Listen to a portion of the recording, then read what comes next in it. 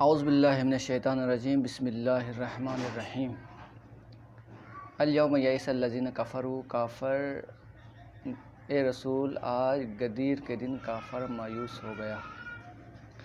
یعنی سوال یہ ہے کہ کافر غدیر کے دن ہی کیوں مایوس ہوا، حالانکہ اسلام اور کفر کی جنگ میں ہمیشہ کفر نے اسلام سے منہ کی کھائی اور شکست کا سامنا کرنا پڑا، اور ہر جنگ کے بعد دوسری جنگ کرتا رہا تاکہ اگلی جنگ میں اسلام کو نابود کریں، محمد رسول اللہ کو قتل کریں۔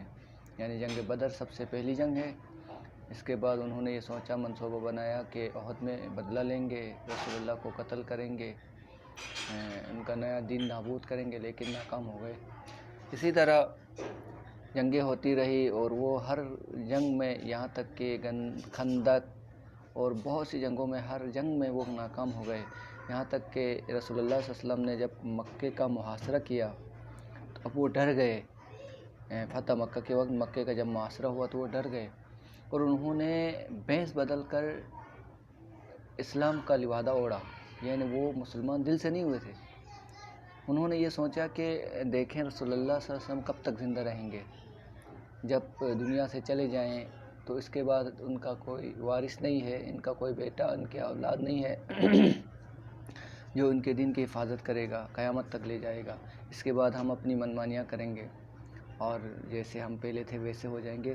تو ان کے دل میں یہ امید تھی کہ وہ جنگ پر جنگ کرتے رہے، لیکن پر امید تھے۔ لیکن مسلمان کلمہ پڑھ کر یعنی بظاہر مسلمان ہوئے، دل میں کفر چھپا ہوا تھا، لیکن پر امید اس بات پر تھے کہ اپنے دین کی طرف پلٹ کر واپس جائیں گے، مرتد ہوں گے اور رسول اللہ صلی اللہ علیہ وسلم کے جو ہے نا دین میں اپنی بدعتیں ایجاد کریں گے۔ لیکن رسول اللہ صلی اللہ علیہ وسلم نے مولا علی علیہ السلام کو اپنا خلیفہ اور وصی اور جانشین اور خلیفہ مقرر کیا، تو اب ان کی امیدوں پر پانی پھر گیا۔